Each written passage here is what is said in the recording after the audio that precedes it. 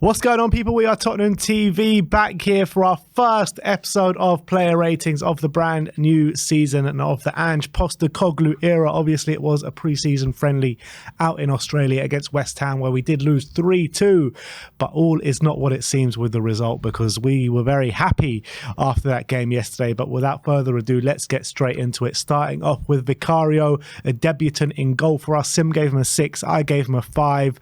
Only played 45 minutes, did concede 2 goals, which he did have a slight hand in both of them. The first one I felt just went through him way too easily, albeit it was at kind of point blank range, so it's a bit harsh to blame him too much on that one. The second one, he got put under pressure by Cuti Romero, to be fair, but he just panicked and put it out for a corner, and they did score from that resulting corner. But apart from that, he did make a couple of good saves throughout the game, but mainly saves which you probably expect him to make. I thought he made a very good save from Bowen in the first half, down to his left, one-handed, which was tipped wide and tipped away from goal, which was good.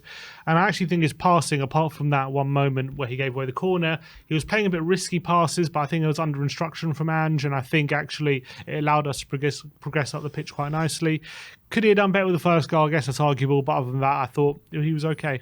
All right, let's move on to Pedro Porro. 6 all round from us. I thought that the goal, Mbemba's goal that Porro should have got. No, it wasn't Porro. Sorry, it was Reguilon. Porro was definitely involved in one of the goals we conceded. I can't remember which one it was. Ings' goal? No, sorry, it was Mbemba's goal where Porro should have got closer to him at the back post. He was involved in a couple of nice moves going forward as well. One where when Solomon at the back post, when Bowen clattered in after him, he was the one that really started that move from a really nice ball inside to Kulusevski. But apart from that, I was a bit frustrated with Porro going forward. I don't think he was that good. A couple of good moments, but all in all, it wasn't great. But I did like the way that him and Reguilon were coming into the midfield to provide that inverted fullback role. I actually quite liked him going forward. I thought he was at times providing valuable width, linking up with Kulusevski, getting to the byline. I thought his ability to deliver crosses from the half spaces was decent, albeit we didn't create too many opportunities, but a few times he was able to find teammates in the box, and I'm sure that will improve with time and when the timing of the runs get improved.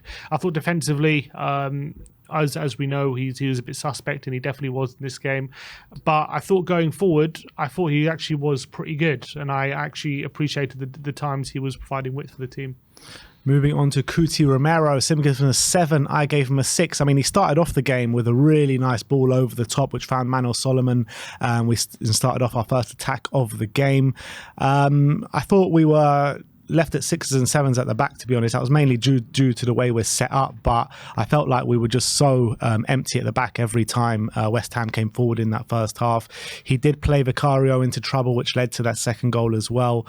But look, there was not much in there. There was some really nice challenges and some really nice balls forward, but apart from that, not really too much to talk about. Yeah, I thought he was pretty solid. I think by and large, on the ball, his passing was pretty good, pretty progressive. I thought he was really aggressive as well up against Danny Ings and Mbama. I thought they, in open play anyway, they barely had a look in. And I think in settled possession, I think the build-up play, a lot of the time started through him. So I thought he was pretty solid.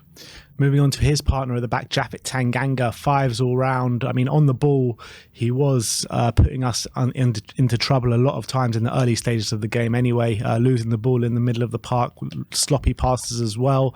I think from a defensive point of view, he was okay. None of the goals really was too much of his fault, but he needs to get a lot better on the ball if he's going to have a starting role in this team. Yeah, definitely. I think on the ball, I think actually he was probably, in terms of the first half, he was our weakest player on the ball, unfortunately for him, and it put us in a few bad situations. Thankfully for him, he actually had the defensive ability to recover, and a lot of the times when we were caught out on the break, he was the one to intervene and stop those chances. That was good. Defensively, I just thought on the ball was pretty bad, and then also near the end of the half, he kind of slipped on the edge of his own penalty box and nearly cost us, but thankfully nothing came of it. But if we had any thoughts of like maybe Tanganga could fill one of the centre-back roles, like that performance didn't do him much good, I don't think. Yeah, completely agree.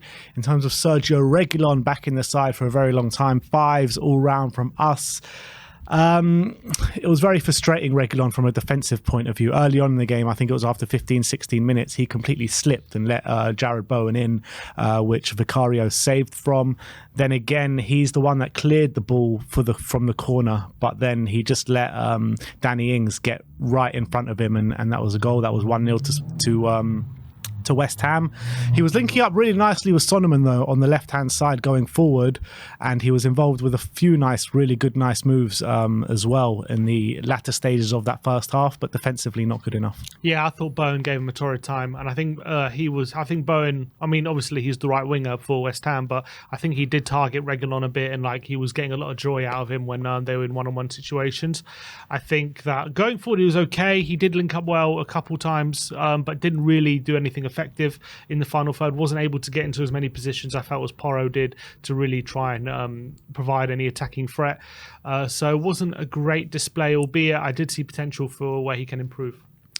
Moving on to the midfield, and let's go to number 6, which was Yves Bissouma. 8s all round for him, and he was our shining light in that first half. I thought he was absolutely brilliant, orchestrating things from that number 6 position. He was the conductor on that pitch. He was really setting the tone and the tempo for the game as well. He was energetic. He was physical. He was doing really well. Everything that we wanted to see from a number 6, to be honest. And look, he was involved in stuff going forward as well. We had a nice little interchange 1-2 with Ollie Skip, where he went through on goal, and the keeper was equal to it. Not the greatest shot in the world, but that is probably Bissouma's best performance in a Spurs shirt. Yeah, and it really kind of gave me, Bissouma at Brighton kind of vibes, the way he was playing and the confidence he was playing with, able to take the ball with 2 men behind him and play a first-time pass into space very confidently. He was able to turn into space and use his physicality to kind of break into it and not be caught by the opposition. There was one loose pass on the halfway line, which put Spurs in trouble. But other than that, I thought his passing was pretty accurate and was able to set the tone for a lot of Tottenham's attacks. And I think he showed why he was the one trusted in the number 6 position at the moment. I thought he played really well. Moving on to Ollie Skip, who was in the number 8 for the day. 6s all round for Skippy, and he was getting forward and getting into the box quite a lot in the early stages of the game. Manor Solomon found him very early on, which I think it went wide, or maybe the keeper saved it. But look, I thought he was playing fairly well. Not really his natural position. Like I said before, he was involved in really nice link-up play with Bissouma to find Bissouma going one-on-one with the keeper. But I thought Ollie Skip put in a fairly good display, but I'd like to see him in the 6 in this formation. Yeah, I thought when he was on the ball, he kind of kept things neat and tidy. A couple of first-time passes out wide with his back to goal, which was decent. That really good pass into Bissouma, which created a chance. But I felt like he was actually fairly quiet a lot. Although he was busy early on, he then kind of got less involved in the game as the game went on, and wasn't really involved with Tottenham creating chances and stuff like that. So I want to see him take a bit more authority on the ball. But I thought when he was involved, he was decent. Moving on to James Maddison, it was much anticipated debut to see James Maddison in the Spurs shirt. 5s all round from us, unfortunately. Wasn't the greatest display, and I felt he was really anonymous in the early stages of the game. He did get on the ball a bit more and provide a tiny bit of quality as the game wore on, but still just wasn't enough, and he was ultimately taken off at half-time when he was just about getting into the game. Yeah, which is unfortunate for him. I bet he feels like he was taken off at the wrong time. I mean, the whole team was taken off, but he might feel like he was really growing into it just as halftime was coming. I thought in the first 20 minutes, didn't see much of him at all, really. Wasn't able to pick up the ball. Maybe it's because Harry Kane was taking a lot of that space, but he wasn't really able to see much of the action. But when later in the half, he was picking up some really dangerous positions in between the lines and starting to pick the ball up. And then all of a sudden, once he was getting on the ball, he was obviously showing off his passing range and getting a lot more involved. But what you associate Maddison with in those positions is getting shots off his effectiveness in the final third. I don't remember, apart from the free kick, I don't remember too many efforts on goal or too many chances for him to kind of show off his shooting ability, which is his main asset. But the more he got involved, the more he was looking better. So hopefully he'll be more involved next game. Moving on to Deki, Dejan Kulusevski, Sim gives him a 5. I gave him a 6. Forced to save out Fabianski early on.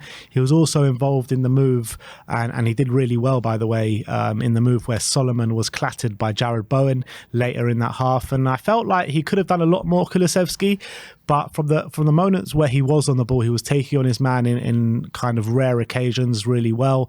I expected him to maybe influence the game a bit more, but from the small moments that he was involved, I thought it was good stuff there from Kulusevski at times. Yeah, I think there's like these rotations in the Postecoglou system that he likes to play with. So in the rotation, you've got Porro, Skip and Kulusevski, and they can kind of all rotate in that triangle. One goes wider, one goes deeper, one goes more central. And I felt like Kulusevski was definitely a lot more comfortable when he was in the more central kind of areas rather than being out wide. And he started to become alive, and when he had options, I felt like he did some really good stuff. A bit like Kulusevski at the end of last season, did some really good stuff on the ball, like turns and things like that. But then when it came to kind of picking out a teammate in the final third, it just avoided him. And there was a couple of occasions he had a volley which he skied, and he had a few attempts which he scuffed, which he felt like could have done better. He had the one attempt, as you say, which was quite good, which was Fabianski saved, but that was his real moment of quality shooting wise. I think he was all right on the ball, but he definitely had more to show, I felt. Moving on to Manor Solomon, another one making his much anticipated debut. 7s all round for Manor, and it was a really good to watch display from Manor Solomon. He was getting on the ball. He wasn't really taking on his man, but what he was doing, he was really making these kind of passing and moving and getting in behind a little bit, causing his trickery, showing his pace. I would like to see him taking on his man one-on-one a bit more than he did, but he was getting crossed in the box, one for Skip. He was getting shots off as well. Could have had a penalty potentially with Bowen clattering him, but I thought it was a really good first 45 minutes and opening from Manor Solomon. He definitely saw a lot of the ball, and he was definitely always an option. Unlike Kulusevski, he was continually hugging the touchline throughout that whole first half, and wasn't really switching with the other players like Reguilon or Maddison to kind of go out wide. He was the one kind of sticking to his wide position.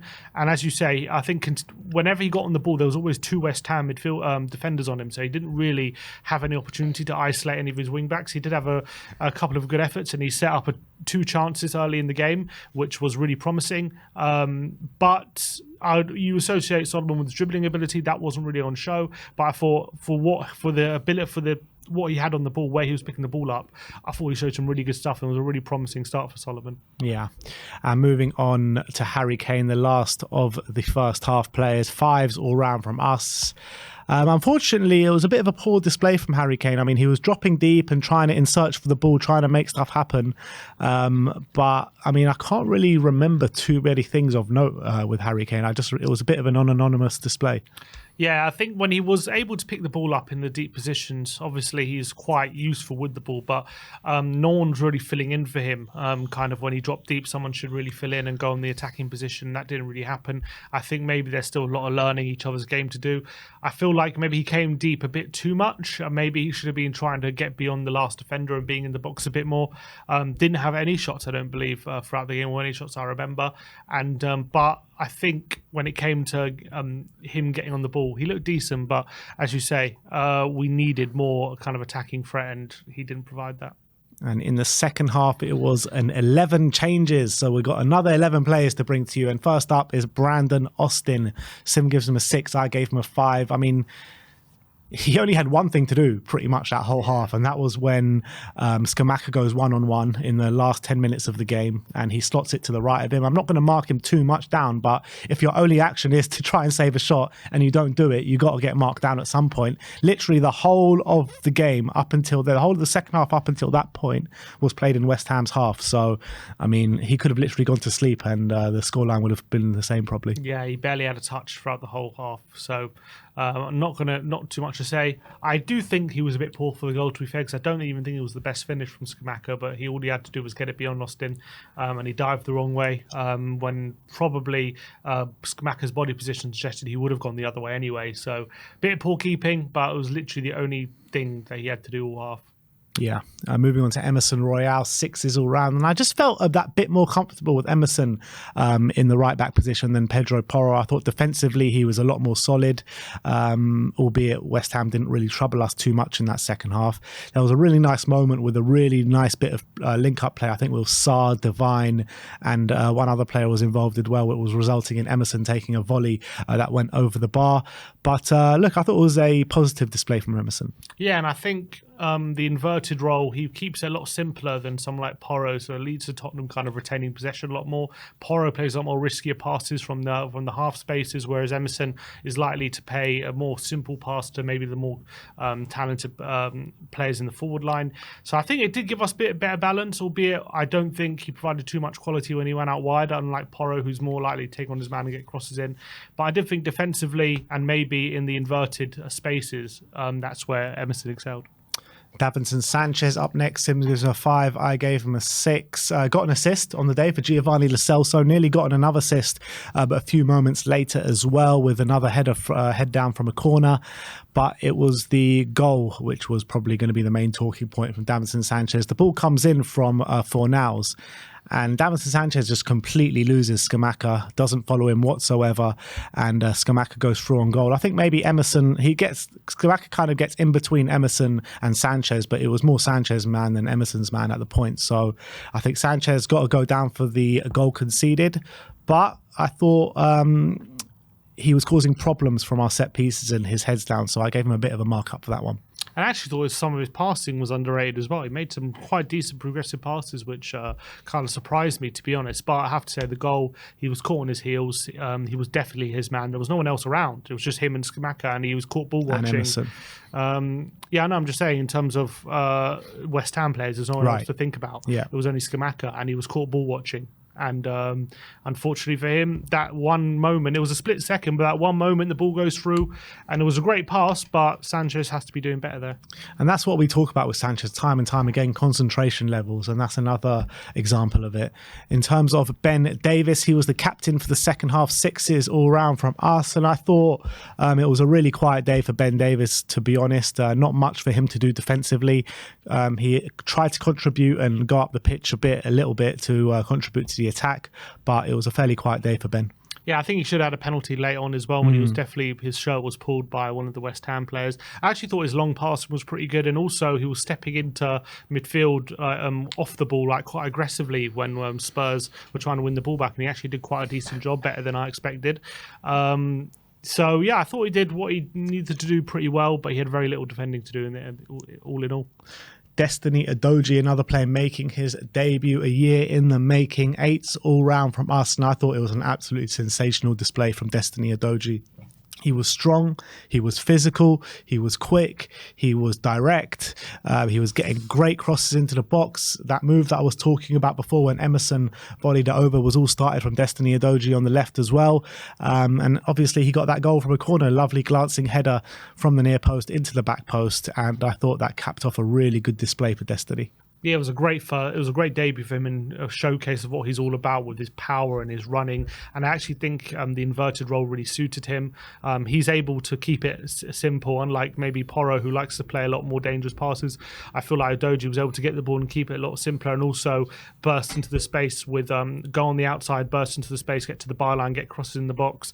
But also he provides a bit of security on the ball as well. There was one moment where he literally burst from the edge of our own penalty area all to the edge of the opposition box. Unfortunately, Richarlison let him down with that move, but I thought it was a really positive first showing for the young fullback. Moving on to Pierre-Emile Højbjerg, 6s all round from us. A fairly quiet half from Højbjerg. He was sitting in the number 6 position. He was recycling the ball really well and playing some really nice passes. It was the moment when they scored their third goal. He goes in for a challenge, and unfortunate for him, it just falls to Fornals, and Fornals obviously plays that ball where Sanchez should have done a lot better from. But I didn't mind that Højbjerg role in the number 6, to be fair. Yeah, I thought he was playing some good passes when he was concentrating. I think sometimes Højbjerg just kind of plays a pass without thinking occasionally, and that's when he gets into trouble. And I think he did do that a couple of times, tries to little dink passes into crowded areas for no reason. But when he was concentrating and knew where the ball was going, and he was playing some nice crisp passes into people like Sarr and Giovanni Lo Celso and setting up attacks. Defensively, decent, but not much to do, as we've said. The game was majority played in West Ham's half. I think he did okay in that role. Moving on to Pape Matar Sarr, 7s all round from us. And this was a really bright half from Pape Matar Sarr. He was looking confident. He was taking on his man. He was taking shots on. He looked really comfortable in the position that he was playing in. He was involved in a couple of really nice moves going forward as well, notably a really nice ball for Emerson where he took that volley, which I've spoken about a number of times now. And look, I really like the look of Pape Sarr, and I think he's got a place in this team, and he could get minutes if he stays, but I could understand if he was wanted to go and play week in, week out to aid his development. Yeah, definitely added energy to that midfield, and his legs were definitely full of running throughout that whole half. And he seems to be one of these players who, when he takes a big touch, he always seems to know where it's going. Like he never takes a big touch and overruns the ball. He knows where the space is, and he bursts into it with his good running as well. But on the ball, he's a very good passer. He showed that as well, able to find the rest of the front three. And I thought he had a very, very good half, and I was really happy with him, especially for such a young player. Again, I know he's had good displays, but showed that he's capable of playing that role in the number 8. Yeah. Moving on to Giovanni Lo Celso. Sim gives him an 8. I gave him a 9, and I thought he was our best player on the day, hands down. As soon as he came on for that second half, you saw his intent. He was playing balls into Richarlison time and time again. Sometimes Richarlison was on, sometimes he was off, but the times he was on, he wasn't really making stuff happen. But specifically on Giovanni Lo Celso, I mean, you really saw that creative eye and that creative touch that he has, and he got himself on the score sheet as well. He's the one that started the move from that corner.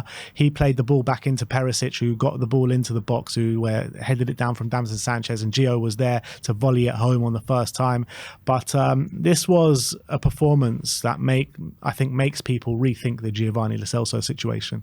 Yeah, I thought he was man of the match as well. I think his quick passing, quick thinking is perfect for the role that we needed in that number 8 position. He's also putting a few challenges as well. He was tracking back and getting the ball back when Spurs lost it. But I thought most notably when the passes were played to him very quickly, he was able to very quickly distribute it with accuracy, with precision, with quality as well, especially when he was playing through balls to Richarlison. A lot of the times he was also playing passes out wide, very crisp, into feet, very nonchalantly, not much thinking, just into feet, into space. And I thought time and time again he was asked questions with the ball at his feet, and he was able to find answers, and obviously he capped off a brilliant display with a really nice finish on the volley with the goal as well.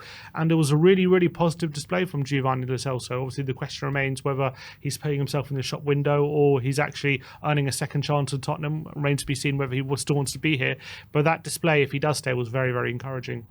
Moving on to Alfie Devine. Sim gives him a 7. I gave him a 7, and I thought it was a really good display from Devine with the first team. I think it's the first time he's had minutes with the first team since that goal against Marine all those years ago when he was 16 years old. But it was a competent display. He looked really confident and looked at home on the pitch with the first team, to be honest. And you could see there's real quality about this guy, and you could see how he's growing up, and physically he's getting there as well. So I thought he was involved in some really nice moves going forward. He was on the wing, which is not really his favoured position or his natural position, but I thought he dealt with it really well. Yeah, I think he did look slightly uncomfortable in that position because it's clearly not his position. He wasn't taking people on and providing real quality when it came to picking people out. But when he did get to the byline, he was able to provide some good cutbacks. He was linking really well on the right-hand side with the likes of Sarr, with Richarlison as well. So, I think he did himself a really good job, to be fair to him. For a position which was unfamiliar to him, and especially physically, and when he was on the ball, he definitely looked like he was at home at that level for sure. So that was really encouraging as well, really positive display from Alfie Devine. Moving on to Ivan Perisic, Sim gives him a 7, I gave him an 8, and I thought Perisic was putting a really strong display on the left-hand side of the front three. He was putting in cross after cross. Both the goals that we did score in that second half both came from him. The first one was a lovely cross into Davinson Sanchez, who headed it down to Giovanni. The second one was a pinpoint corner into Destiny Udogie, who obviously headed home, and I think he proved yesterday that he still maybe has something to give to Tottenham Hotspur. Yeah, you know what you're going to get with Perisic when it comes to his crossing ability. I think he performed, I think he made 17 crosses yesterday, and he was really putting a lot of pressure on that West Ham backline. It was part of the reason why we had a bit of relentless pressure in that second half, and I think he provided a lot of quality. He was also, I thought, linking really well with Destiny Udogie down that left-hand side. Sometimes he would get to the byline, sometimes he would play Udogie through on the byline as well, and it was causing West Ham no end of problems, and obviously his set pieces as well on point for many of those set pieces in the second half. And I thought it was a really good display, and really, really positive for under the new manager. Maybe he does have another year left in him in a Tottenham shirt. Yeah, maybe. Moving on to the last of the 22 players, which is Richarlison. 4s all round for Richie, and it was a really frustrating display, I'm not going to lie, from Richarlison. He was just... He either cannot stay on side, or he just has like a terrible finish in the box. It's one or the other. And look, he was getting into good positions, and players like Giovanni Lo Celso kept finding him time and time again, but he just could not capitalize on any of those moments. I mean, he's always full of non-stop running and hard work rate, but the quality is much left to be desired for. Yeah, the only thing I would say is the fact that he was constantly looking to run in behind and stretch West Ham, I think, did open up a bit more space for the likes of Lo Celso to operate in. But his finishing, when he did find himself in those positions, was definitely frustrating. He did hit the post with one when he cut inside and curled it to the far post, and it hit the post. A few other times with headers, he was missing the target. There was one time as well, Højbjerg played him in behind, and he did a nice square ball to Perisic, but unfortunately Perisic missed the chance that time. I think finishing-wise, very frustrating. I think with his link-up play, when he was found in the box, it was a bit better. But I think he's got to work on that finishing ability, which definitely was very, very haphazard during the game. And as well, some of the times he was asked to link up the play, especially with the Udogie, and he just completely overhit passes and played them out of play. That was very frustrating as well. And last but not least, it's the manager, Big Ange Postecoglou. 8s all round from us. And it's a bit weird from us giving an 8 for a game that we lost 3-2. But I think you could see the clear signs of what he's trying to do there already in his first game. And it's only the start of things, so it's going to get better and better. I like the way the fullbacks were inverting. I thought it suited especially Destiny Udogie and potentially Pedro Porro as well. But the way that we were attacking, the way we penned West Ham in that second half, I thought it was complete domination, to be fair, for the majority of the game. And you could see the clear need for top quality centre-backs in that game. And I feel if we would have had top quality centre-backs, we would have won that game fairly comfortably, to be honest. And you're looking at the stats in the game, over 70% possession in the game, which we haven't had in a very long time. 30 shots in the game, which we probably haven't had in a very long time. And only 4 shots conceded. So to lose the game 3-2 just didn't tell the story of the game, to be honest. And I think Spurs fans have got a lot to be excited for, if that's anything to go by. Yeah, I agree. And the reason I gave him such a high mark is just because he's clearly had such an imprint on the team and on their way of playing in such a short space of time. And I think that's really impressive. I know obviously he's not completely there and it's not perfect, but clearly it's accelerating fairly quickly in the right direction. And that's very impressive. You've got to consider as well, the international players have only been with him for like 5 days. And to get them playing to that kind of level already is very, very impressive. Yes, there's going to be bumps along the way. We lost yesterday. There's already bumps along the way. But I think that the way that everyone is starting to quickly acclimatise to how we want to play, and we're already seeing a difference, as a testament to the work he's done. So keep on it, Ange, doing a good job. All right, we don't stop. Big up Ange Postecoglou, and that is our player ratings for the 3-2 loss in our first pre-season game against West Ham. Let me know your ratings in the comment section below. Like, subscribe and comment, and as always, come on you Spurs.